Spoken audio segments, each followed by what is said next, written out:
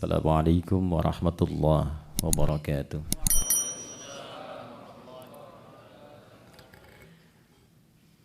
Alhamdulillah.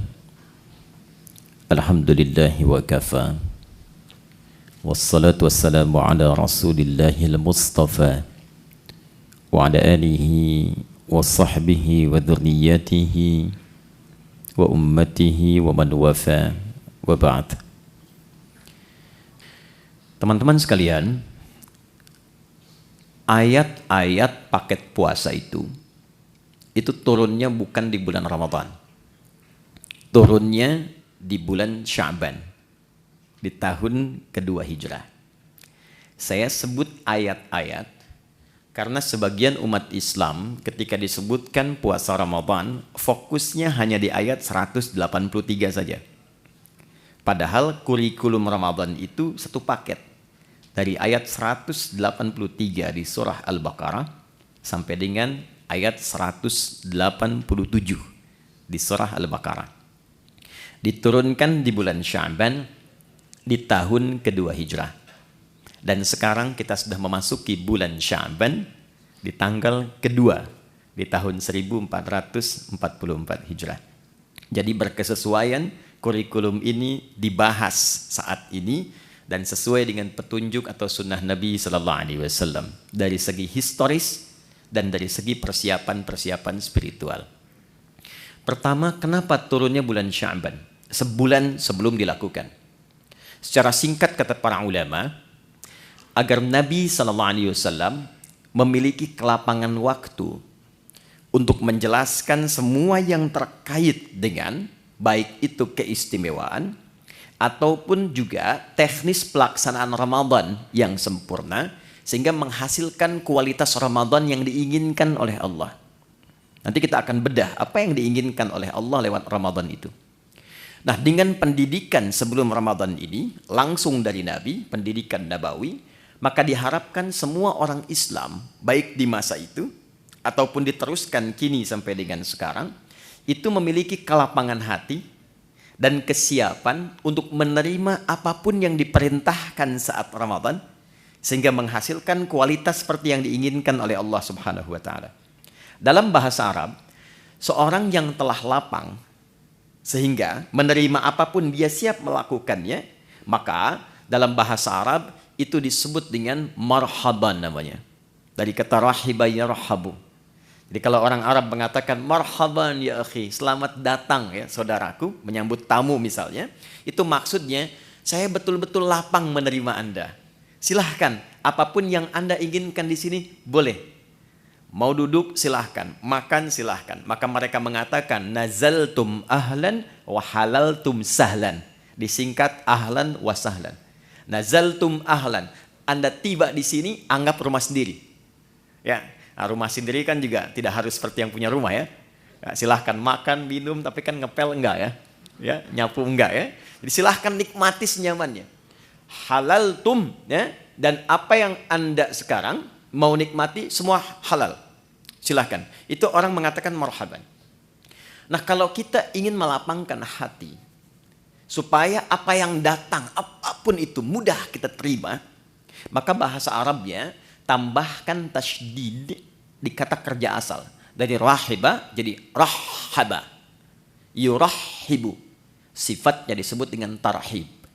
Maka dari sini kenapa muncul istilah tarhib Ramadan? Tarhib itu asalnya usaha untuk melapangkan hati seluas-luasnya sehingga siap menerima dan menyambut apapun yang akan dihadapi kemudian. Jika tarhib ini dilekatkan dengan Ramadan, maka memberikan kesan upaya untuk melapangkan keadaan hati dan jiwa sehingga ketika Ramadan datang sebagai tamu istimewa itu apapun yang diperintahkan siap untuk dilakukan. Itu gambarannya. Nah, sekarang apa materi tarhib Nabi Sallallahu Alaihi Wasallam yang pernah beliau sampaikan kepada sahabatnya yang menjadi kurikulum untuk diwariskan sehingga dengan warisan ini setidaknya mendekati kualitas para sahabat-sahabat ataupun tabi'in di era itu yang bisa kita capai di masa-masa yang berbeda. Yang pertama, saya cepat. Di sini ada ibu ya. Jadi saya sapanya bapak ibu kan. Baik, Bapak Ibu hadirin sekalian. Yang pertama, penting diketahui bahwa goal dari Ramadan itu ada 3. Jadi seseorang disebut berhasil melewati pendidikan Ramadan bila setidaknya dia bisa mendapatkan 3 goal yang diharapkan yang langsung Allah tuangkan dalam Al-Quran. Yang pertama, ada yang dinamakan dengan peningkatan ketakwaan personal. Itu yang ada di Al-Baqarah di ayat 183. Jadi Ramadan desainnya dihadirkan oleh Allah ibadah selama sebulan. Nanti harapan pertamanya ditujukan supaya membentuk karakteristik setiap muslim itu yang memiliki ketakwaan personal yang tinggi. Dalilnya Quran surah kedua ayat 183. Ya ayyuhalladzina amanu kutiba alaikumussyam kama kutiba alal ladzina min qablikum la'allakum tattaqun. Nah, ketika menunjuk tattaqun itu menggunakan kata kerja kedua. Nanti saya bedah. Ya. Jadi supaya kalian kan ke kita. Jadi Allah mengkhitab kita secara personal. Aku siapkan puasa ini ya, dan dipanggilnya nanti untuk semua tanpa kecuali. Nanti saya detilkan. Tujuan dasar pokoknya supaya membentuk karakteristik ketakwaan personal bagi setiap individu muslim. 1. 2, saya cepat. Ramadan juga disiapkan oleh Allah untuk membentuk ketakwaan sosial. Jadi bukan sekedar secara pribadinya menjadi lebih baik, tapi ternyata kebaikan personal ini baru punya nilai optimal dalam pandangan Quran jika auranya sudah mampu ditebarkan ke lingkungannya. Karena itu puasa nggak biasa nanti desainnya. Ya, nanti akan melatih kita saat yang bersamaan untuk berinteraksi secara sosial dan mengoptimalkan semua karakter sosial kita. Sehingga goalnya akan terlihat bukan hanya dengan Allah yang punya hubungan baik. Jadi kalau dengan Allahnya baik, dengan manusianya tidak baik, belum sempurna Ramadannya. Dan yang ketiga, membentuk karakteristik manusia yang bersyukur kepada Allah Subhanahu wa taala. Ketakwaan personal, ketakwaan sosial, ketakwaan sosialnya ada di ayat 187 dan karakter syukurnya ada di ayat 185. Itu saja akan kita bedah di kesempatan kali ini. Saya akan coba optimalkan di 45 menit ke depan, 15 menitnya kalau ada sekiranya yang Anda ingin sampaikan atau kita diskusikan, kita bisa optimalkan di sisa waktu itu. Saya bisa menulis ya. Baik, kita mulai sebentar. Bismillahirrahmanirrahim. Pelan-pelan. Jadi yang pertama, kita mulai dari segi ketakwaan personal. Ya. Takwa secara personal. Dalilnya Quran surah kedua ayat 183. Pelan-pelan. Ya ayyuhalladzina amanu kutiba alaikumussyam kama kutiba alal ladzina min qablikum la'allakum tattaqun. Apa yang dimaksud dengan ketakwaan personal? Ini dulu. Bapak Ibu, teman-teman sekalian, bila terdapat kata takwa di dalam Al-Qur'an, itu setidaknya disebutkan derivasinya sebanyak 240 kali. Nah, desainnya terbagi pada 3 bagian.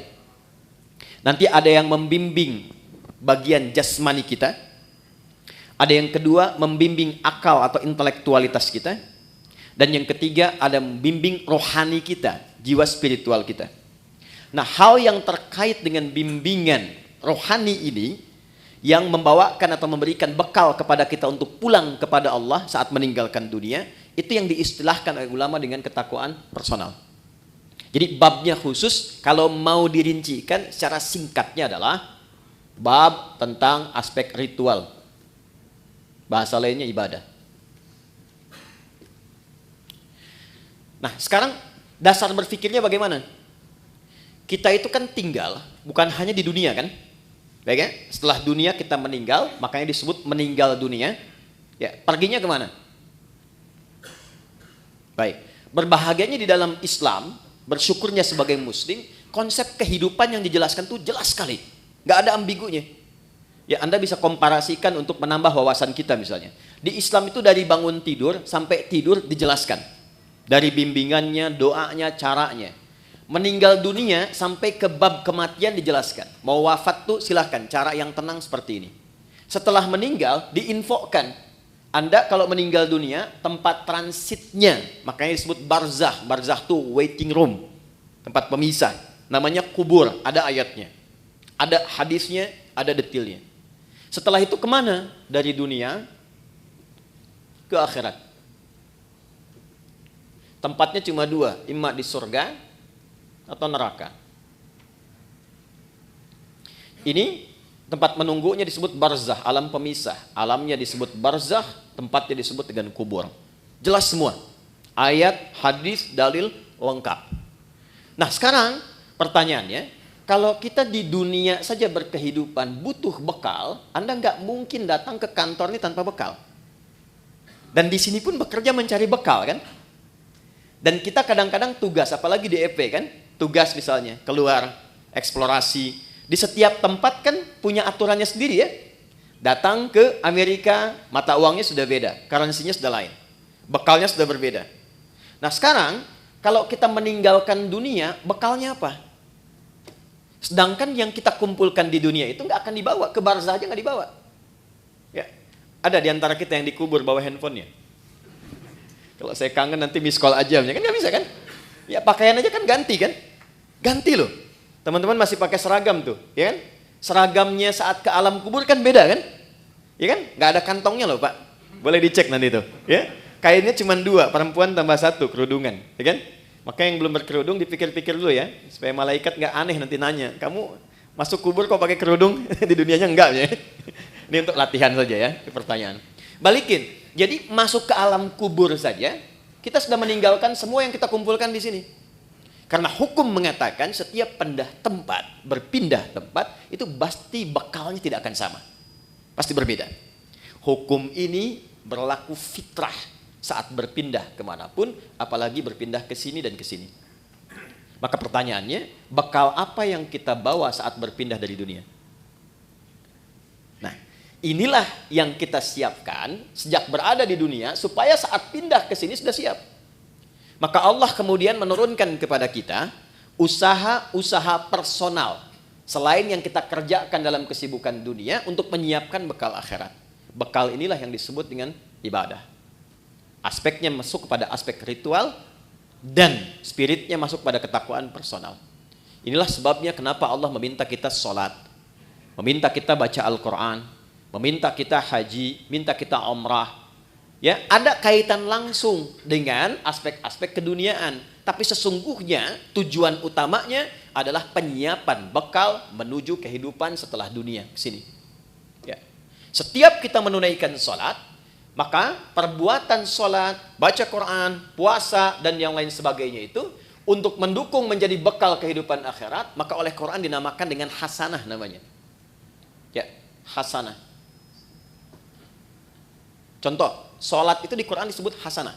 Quran surah ke-11, Hud ayat 114.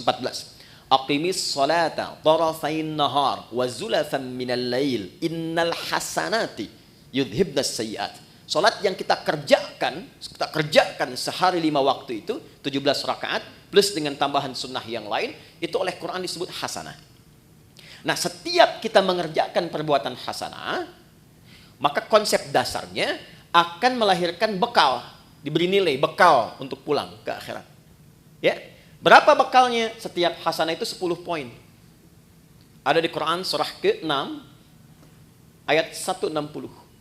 Ya, ini jangan dianggap biasa ya. Nanti kita lihat nih. Nanti taunya saat akan meninggal. Jadi akan meninggal semua hasanah dikonfirmasi.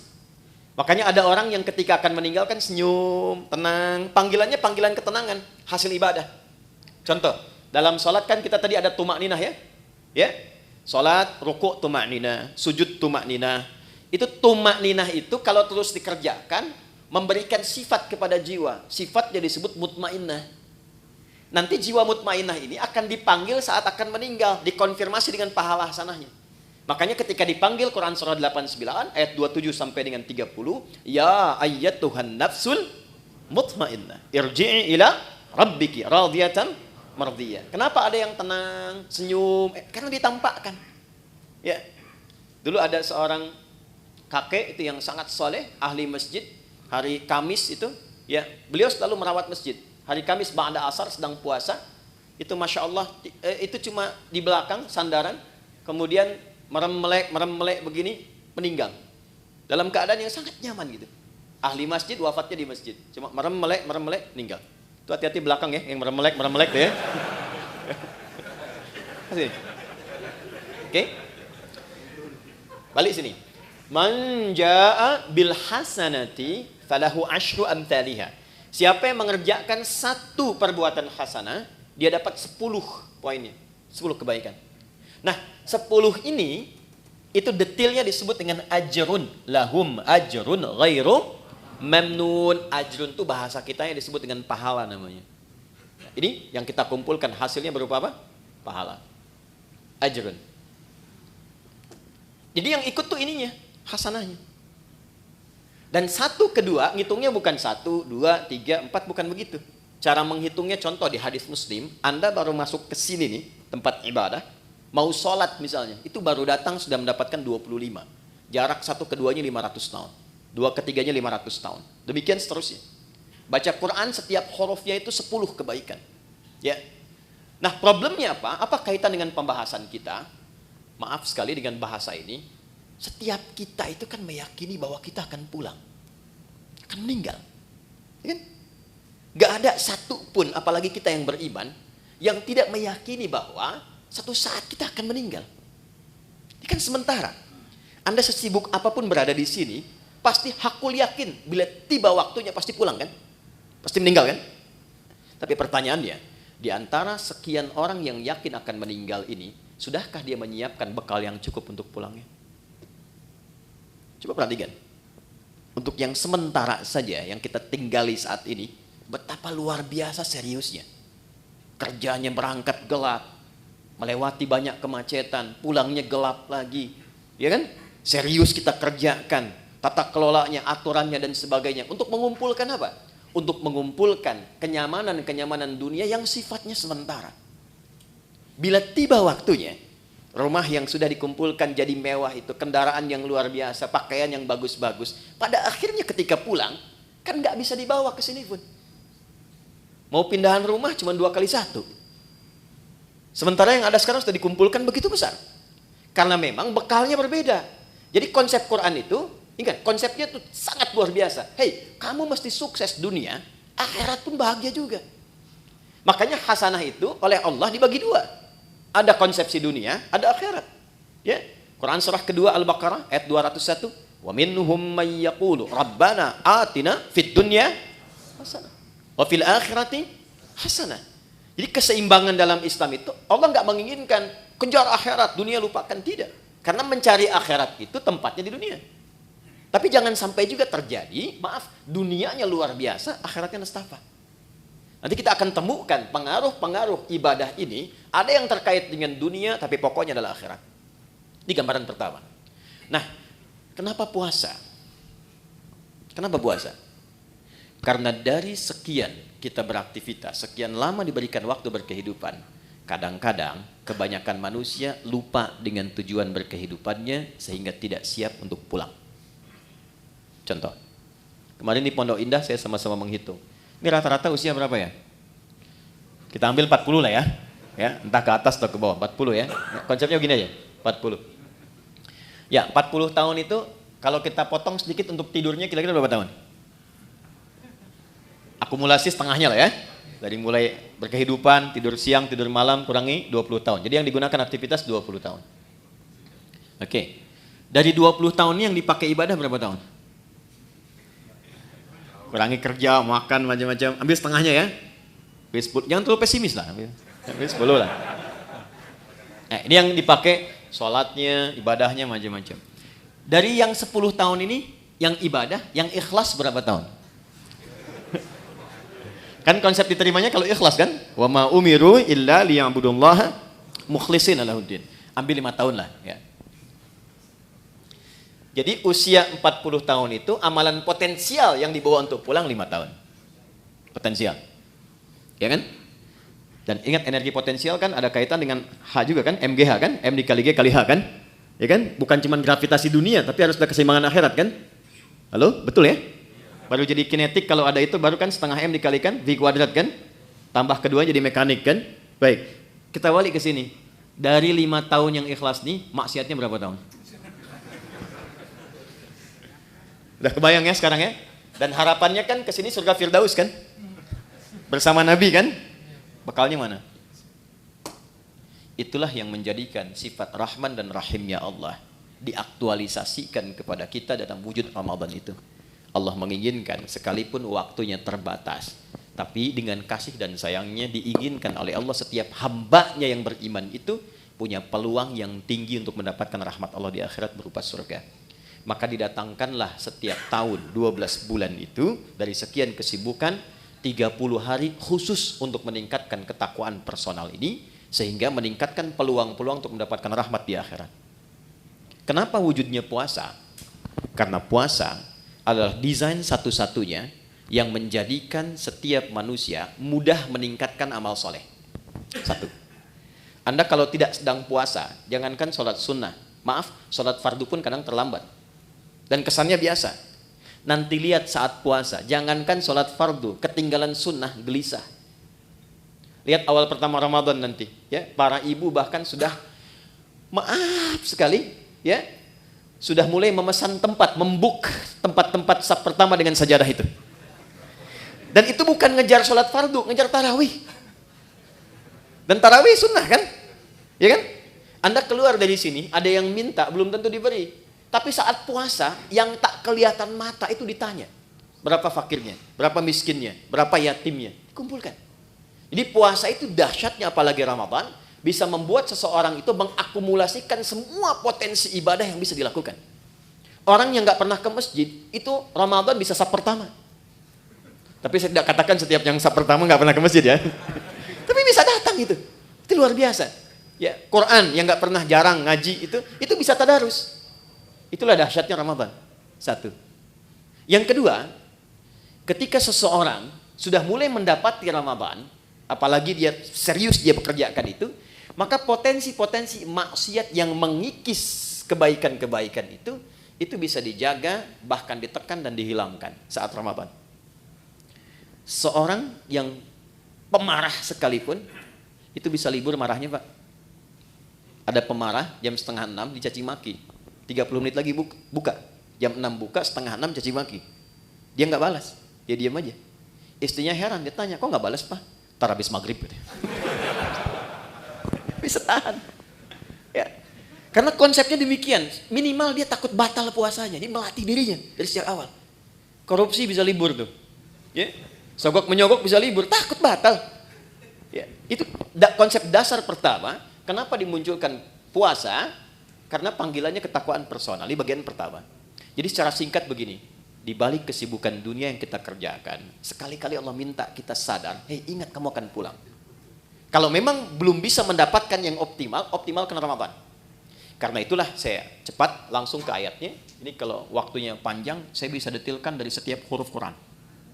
Contoh, waktunya panjang, cuman kesempatannya ini. Yuk, masuk ke Al-Baqarah 183. Saya ambil contoh singkat saja.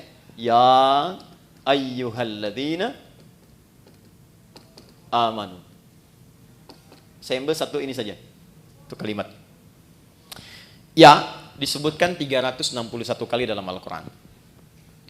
Itu menunjuk panggilan. Bisa panggilan dekat, menengah, dan jauh. Nida'ul qarib, mutawassit, wal ba'id. Huruf panggilan di gramatikal bahasa Arab itu ada 14. Tapi yang di Quran digunakan hanya ya. Pemanggil dekat, menengah, dan jauh. Ayyuha disebutkan 150 kali dalam Al-Quran. Ayyunya berfungsi menguatkan pesan, haknya mengingatkan. Alladzina disebutkan sebanyak 1080 kali dalam Al-Quran. Panggilan mencakup semua tanpa kecuali. Laki-laki, perempuan, besar, kecil, dan semua status keduniaannya. Perhatikan baik-baik. Betapa satu huruf ini kesannya luar biasa. Khusus untuk Ramadan. Panggilannya dibuka dengan ya ayyuhalladzina amanu, seakan-akan Allah ingin memberikan pesan yang kuat. Hei semua hambaku, laki-laki, perempuan, besar, kecil, yang merasa beriman. Terlepas dari tingkat keimanan kalian beda-beda. Ada yang imannya kuat sehingga merasa dekat dengan Allah. Konfirmasi iman kuat tuh begini. Kita kalau ingin ukur iman kita kuat atau lemah, ya, nanti ukurannya di Quran surah ke-8. Ayat yang kedua contohnya. Innamal mu'minuna alladzina idza dzukirallahu wajilat qulubuhum. Insan beriman yang sejati itu ukurannya kalau dipanggil disebutkan nama Allah, itu ada getaran di hatinya, mengonfirmasi. Karena itu diperdengarkan nama Allah setiap hari 5 kali, setiap pergantian waktu di telinga kita. Telinga itu bahasa Arabnya udhun, jamaknya disebut adzan. Maka diperdengarkan dalam adzan lafaz Allah, Allahu Akbar, Allahu Akbar. Nah, teman-teman merasakan nggak waktu ada panggilan itu di hati itu ada getaran kan?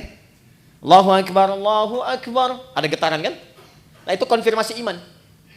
Kalau kemudian itu direspon dan sadar saat dipanggil, misal subuh 4.35 dipanggil, Anda masih tidur, Allahu Akbar, Allahu Akbar, Anda langsung bangun, ya Allah sudah adzan, wudu, siap-siap sholat.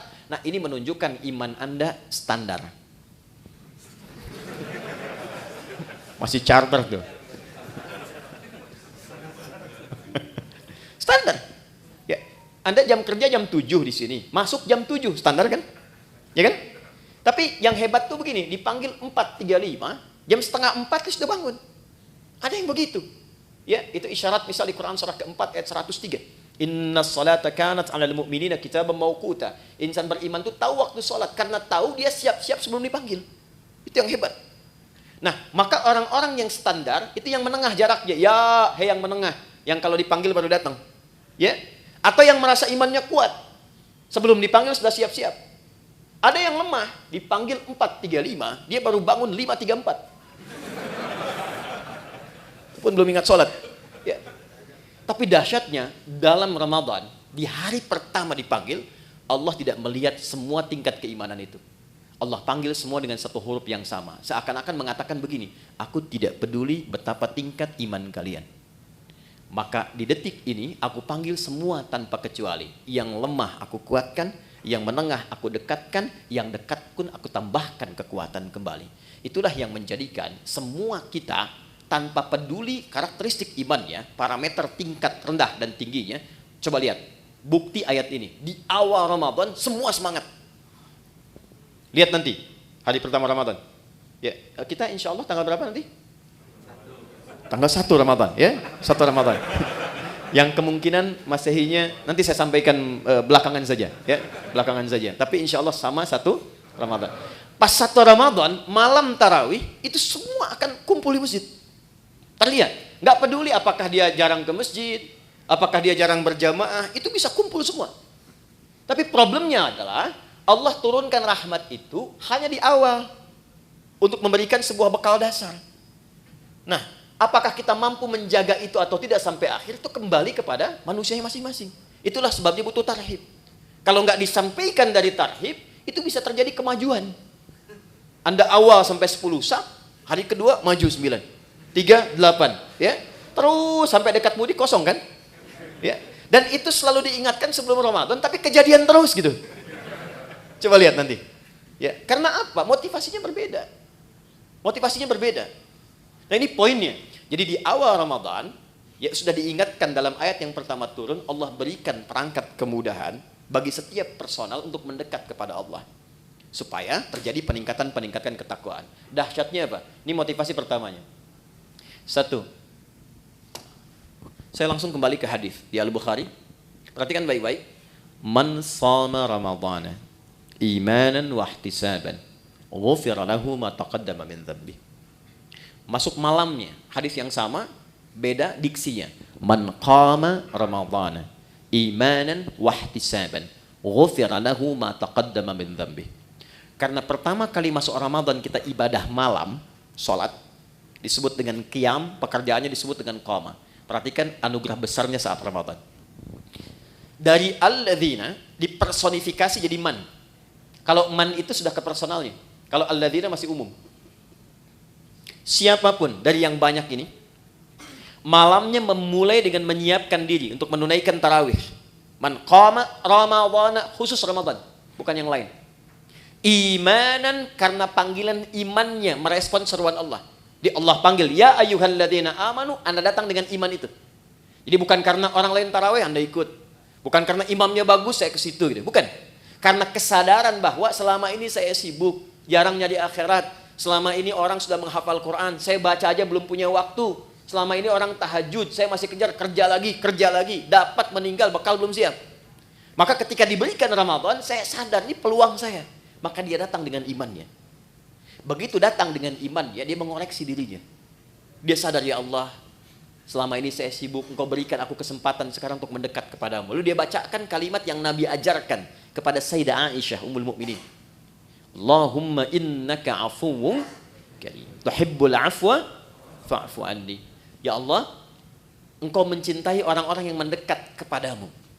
Engkau maha mulia yang memaafkan. Selama ini hamba sibuk, hamba banyak berbuat maksiat. Malam ini hamba menegadah kepadamu untuk memohon ampunanmu. Itu yang disebut ihtisaban. Begitu keluar kalimat itu memohon ampun kepada Allah, maka ghufira lahu ma taqaddama min dzambi. Sambil ingat dia dosa-dosa yang pernah dia kerjakan, semua kesalahan yang pernah dilakukan gugur. Ini dahsyatnya Ramadan. Gugur. Makanya sering oleh Bilal itu saat Ramadan sering diingatkan kan? Ya, yang mengingatkan kadang-kadang saat Ramadan ada di samping imam itu, Allahumma innaka afuwwun karim tuhibbul afwa fa'fu anni. Diingatkan supaya menghadirkan rasa-rasa kenikmatan bertobat kepada Allah. Itu ketika Anda mengucapkan kalimat itu, maaf sekali, disertai dengan keimanan, bukan kalimat biasa. Anda ingat dosa yang lampau, ingat koreksi diri, memohon kemuliaan Allah, ghufira lahu ma taqaddama min dzambi. Semua dosa-dosa yang pernah dikerjakan, ditobati di malam itu gugur langsung. Kecuali utang ya, maaf. Utang tetap berlaku, ya. Utang itu harus lunas, bukan dengan taubat jadi lunas, tidak. Ya. Apa faedahnya? Begitu selesai, dosa diampuni, Anda bangkit misalnya, baru takbir, kemudian meninggal, itu Masya Allah. Meninggal di malam itu dengan tobat, gugur semua, dapat satu amalan, sudah faqad waqa ajruhu 'ala Allah. Dosanya hilang, amalannya tumbuh. Jadi peluang mendapatkan rahmat Allah di akhirat ke surga ini menjadi lebih besar. Hisabnya ringan. Itu enggak ditemukan di waktu-waktu lain kecuali Ramadan. Kalau bersamaan itu dengan malam Al-Qadar, bersamaan, maka sholat yang pertama ditunaikan itu langsung pahalanya lebih dari 1000 bulan. Bukan sama dengan 1000 bulan, ingat. Ayatnya mengatakan Lailatul Qadri khairum min. Khair min itu lebih dari, bukan sama. 1000 bulan itu kurang lebih 83 tahun lah kalau dikonversi. Lebih dari itu lebih banyak. Jadi kalau ada misalnya Anda ngaji tuh selepas tarawih, cuman baca satu ayat misalnya, Nun, pas malam Al-Qadar, itu nilai nunnya lebih daripada 83 tahun. Ada yang seharian bisa baca nun. Ya, dan ingat di hadis Muslim konsepsi pahala itu kan menutup dosa. Ya, pahala tutupin dosa, pahala tutupin dosa. Ini sholat nih ya. Misal selesai sholat, ada yang menggibah dan nggak tanggung imamnya misalnya. Ya, gitu amat ya bacaannya, si amat aja nggak begitu ya, dia keluar tuh.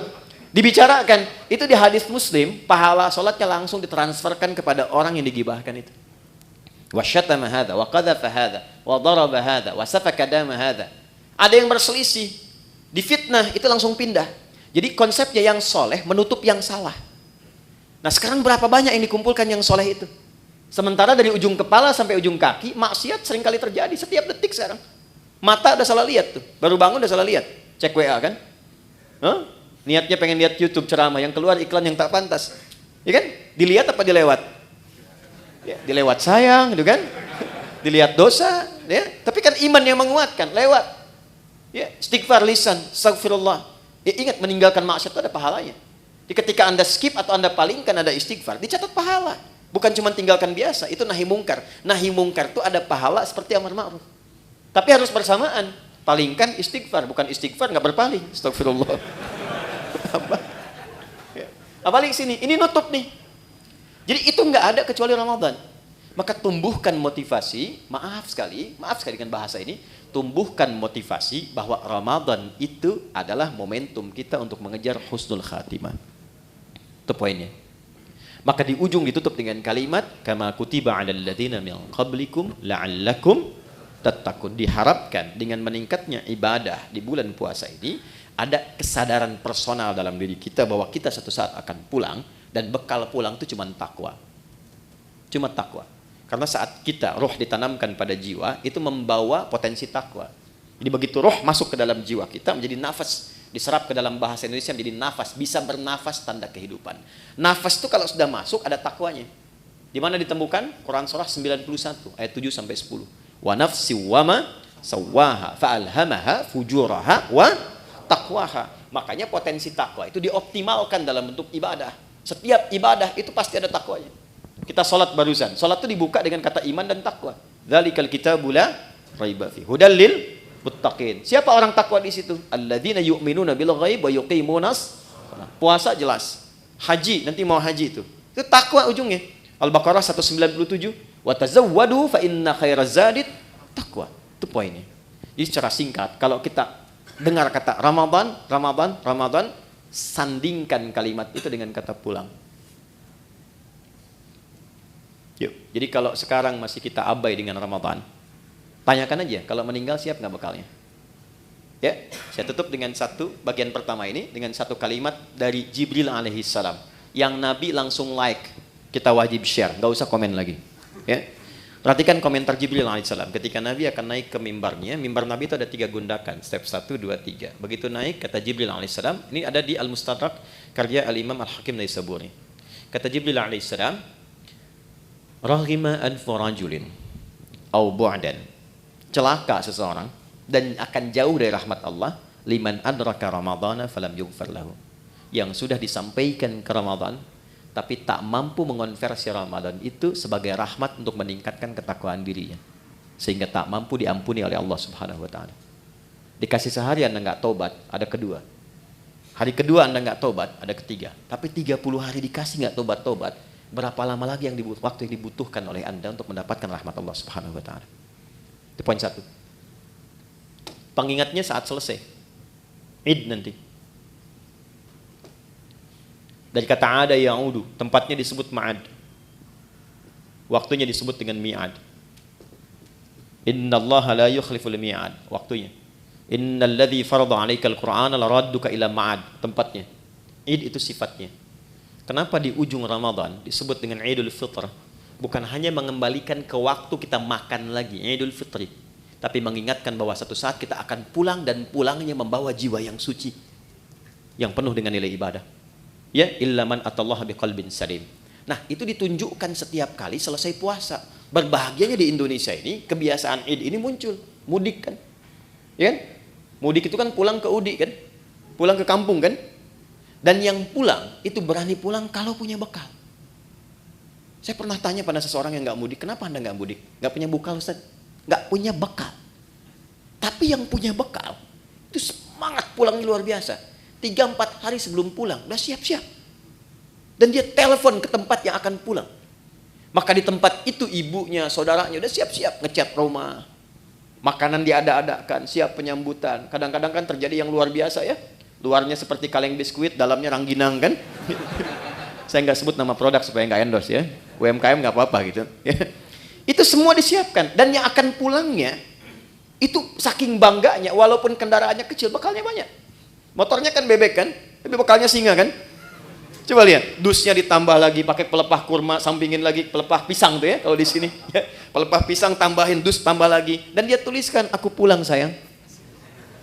Kenapa? Karena siap. Di akhirat tuh begitu. Ketakwaan personal ini wujudnya dari sholat, puasa, Quran, haji. Ini yang menjadikan pintu-pintu surga bergantung dengan amalan ini. Di surga itu ada 8 pintunya, dan 8 itulah amalan pokok kita. Makanya nanti ada yang dipanggil dari pintu puasa yang rajin puasa, pintunya Ar-Rayyan. Ada pintu babus sholah, pintu tahajud, pintu sedekah. Pastikan Anda menekuni ketakwaan personal itu di sisi yang mana sehingga punya kebanggaan saat pulang.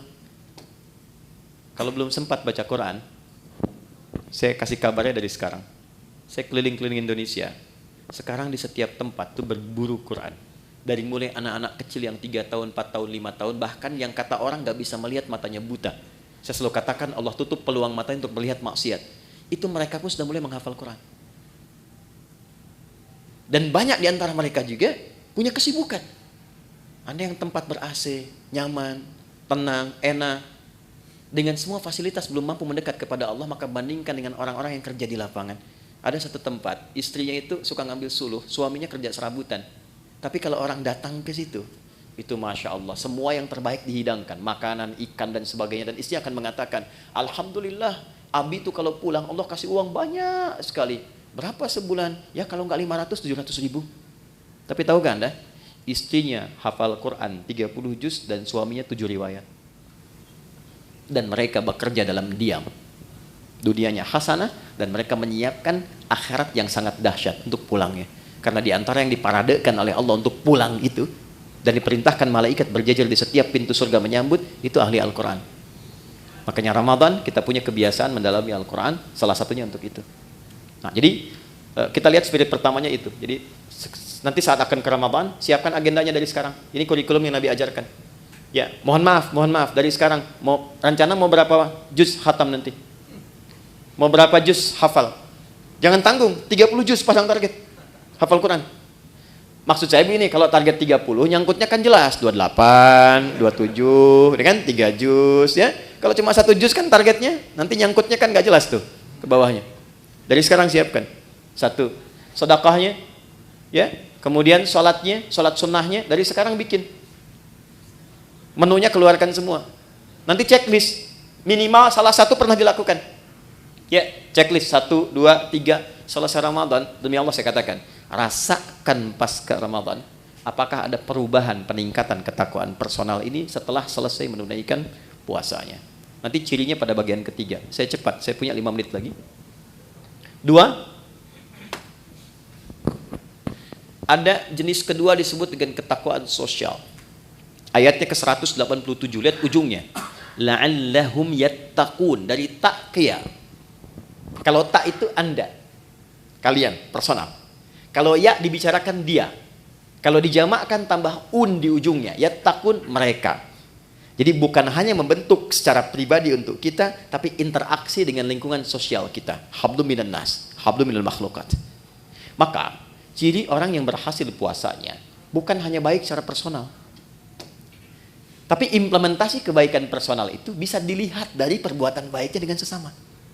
Makanya saat puasa, anjurannya bukan sekedar meningkatkan ibadah pribadi. Pernah dengar hadis ini di At-Tirmidzi? Siapa yang memfasilitasi bukaan untuk orang puasa, walaupun 1 biji kurma saja, 1 kurma, ataupun sehirup air saja, maka dia mendapatkan pahala yang sama dengan yang berpuasa itu tanpa dikurangi sedikit pun. Pernah dengar hadisnya? Hadisnya sahih. Tapi jangan salah menyimpulkan ya, bacanya pakai ilmu hadis. Ya nggak usah puasa, fasilitasin aja kurma. Dia nggak begitu. Ya Anda fasilitasin, Anda nggak puasa, Anda dosa, Anda batal. Jadi ruginya 2 kali. Ya, maksudnya apa? Saking tingginya ibadah sosial itu Nabi menginformasikan dengan tingginya tingkat apresiasi yang Allah berikan. Jadi kalau di Quran itu atau di hadis ada motivasi dengan pahala yang tinggi, ini menunjukkan kualitas amalan itu dahsyat, tinggi. Ya, dan banyak sekali terkait dengan puasa itu amalan-amalan sosial, sedekah, infak, memuliakan yatim, zakat, ini kan sosial semua. Tapi pernah nggak teman-teman kita semua rincikan itu formulasinya kemana? Contoh misalnya, kan ada zakat, ada infak kan? Baik, zakat itu untuk siapa? Infak untuk siapa? Ternyata skema infak itu dia ada 2 tuh, ada infak wajib, ada infak sunnah. Yang wajib itu untuk keluarga, disebut dengan nafkah namanya. Ya, maka kewajiban kita memuliakan istri, memuliakan anak, cari sekolah yang mendekatkan dia dengan Allah, cari pakaian yang menutup aurat supaya Allah senang, ya, gambarannya itu wajib dan ada pahala. Kalau antum kerja sekarang berangkat ke sini, diniatkan untuk nafkah karena menaati perintah Allah, Quran surah 4 ayat 34, ya kan? Itu setiap langkahnya ada pahalanya, teman-teman. Jangan dikira biasa. Dan kalau antum rajin tahajud, itu dibimbing untuk meningkat karirnya. Quran surah 17 ayat 79 sampai 80. Ini agak cepat aja karena kita sedikit lompat-lompat. Saya balikan, itu nafkah pertama. Niatkan sebagai ibadah dan antum pun akan terjaga. Kalau diniatkan ibadah, antum gak akan terjebak korupsi. Malu lah masa ibadah berbuat kotor. Ada orang minum bir misalnya pakai bismillah. Bismillahirrahmanirrahim, berkurang dikit dah dosanya gitu kan? Enggak ada. Ya. Orang kalau mau korupsi juga kalau sedang merasa ibadah nggak mungkin dilakukan. Dia akan terjaga. Nah, tapi yang terkait dengan Ramadan ini, saya mau tarik ya. Nih, ke infak sunnah. Saya perhatikan banyak mencarinya keluar dulu. Padahal konsep dasar utamanya adalah ke dalam dulu. Quran surah kedua, Ayat 2:15. Mungkin ini agak baru. Yas'alunaka madza yunfiqun. Mereka bertanya kepada Muhammad SAW, apa yang akan diinfakkan dan kepada siapa? Kata Allah, qul ma anfaqtu min khair. Katakan kalau mereka ingin infak, berikan kualitas yang baik, yang terbaik. Pertama lil walidain, orang tua. Ini dulu. Coba. Jauh-jauh infak bahkan sampai ke luar negeri dan sebagainya. Enggak dilarang. Tapi lihat orang tua sendiri, dari infaki belum? Berapa di antara anak-anak yang mengirimkan bukaan pada orang tuanya?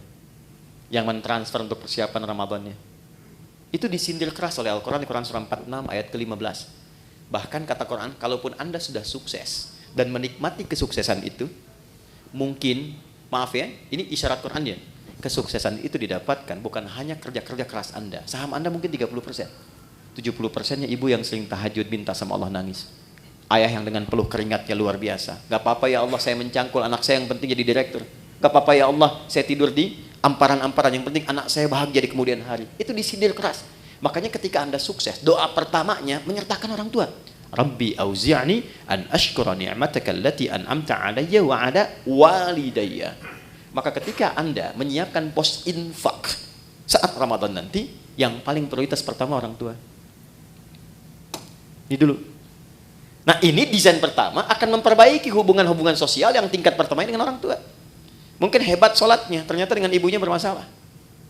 Ya, hebat puasanya, sunnah dikerjakan, dengan ayahnya belum selesai masalahnya. Tuntaskan dulu. Ini skemanya. Wal aqrabin, kerabat terdekat. Nomor 2. Wal yatama, baru naik ke anak yatim. Wal masakin, baru orang miskin. Wabnis sabil, orang-orang yang kesulitan.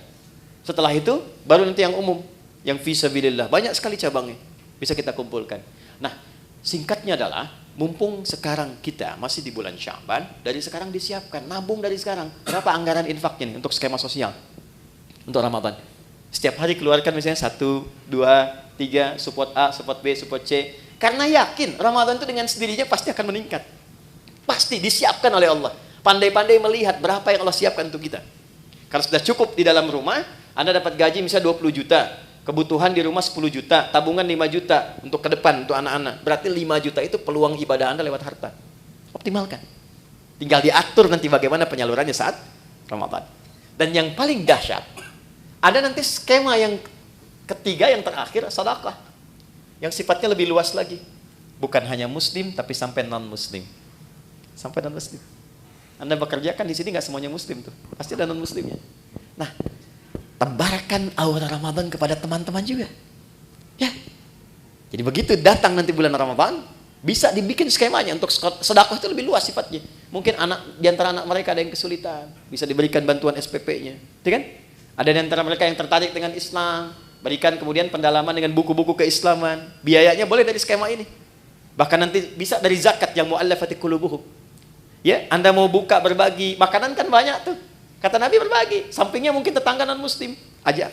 Anda mau buka bersama barang-barang nih ya, jangan yang muslim saja. Mungkin ada non-muslim tertarik, ajak. Ya, ketika dia bertanya, ya, kok saya boleh ikutan? Sampaikan. Islam atau Quran yang mengajarkan saya untuk berbagi. Ya, nanti hari kedua dia tanya lagi, hari ini Quran ngajarin lagi berbagi kan? Nah, ini poinnya. Yang terakhir, yang ketiga, ya kita akhiri.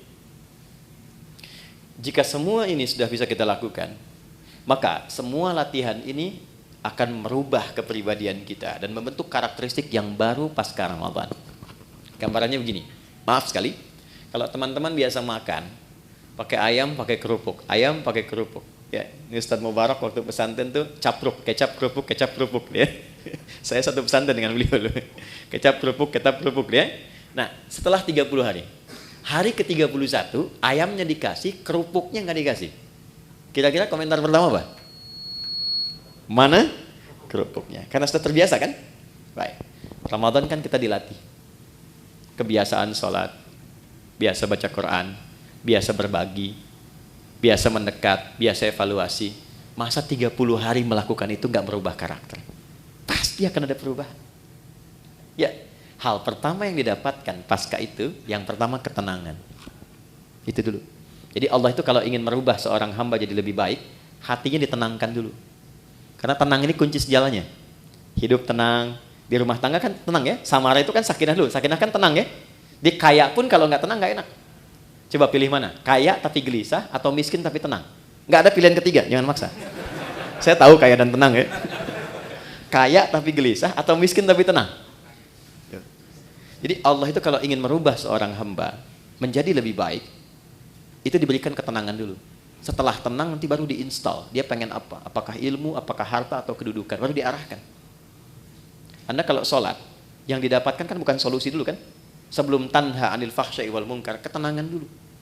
Makanya kalau orang itu kalau sudah sholat, sholatnya bagus, hatinya lebih tenang. Baca Quran juga begitu. Ya, jadi kalau Anda sedang gelisah, ibu-ibu itu jangan bikin status. Gak menyelesaikan persoalan. Ya, ini mendung di sekitaran bikin status. Mendung ya, yang gak menghentikan mendung kok. Ya. Kalau sedang gelisah, ambil wudhu, ngadap kiblat, ambil mushaf, baca Quran. Tenang hati. Walaupun solusi belum datang. Nah, Ramadan pun begitu. Ketika Allah ingin tanamkan hidayah pada seorang hamba, yang diberikan pertama ketenangan. Lebih tenang pribadinya. Kedua, lebih nikmat dalam beribadah. Lebih berkualitas. Merasakan peningkatan kualitas dalam ibadah. Jadi ada kecenderungan ingin nambah, ada mulai rindu dengan tarawih, padahal mau berakhir. Ya kan? Maka saat itulah kemudian tanda awal dari Allah bahwa hidayah telah ditanamkan dalam diri kita. Ketika ditanamkan pada diri itu, maka wujud yang terakhir yang Allah inginkan, walitukabbirullaha ala ma hadakum wa la'allakum tashkurun. Membentuk pribadi yang lebih bersyukur. Apa itu syukur?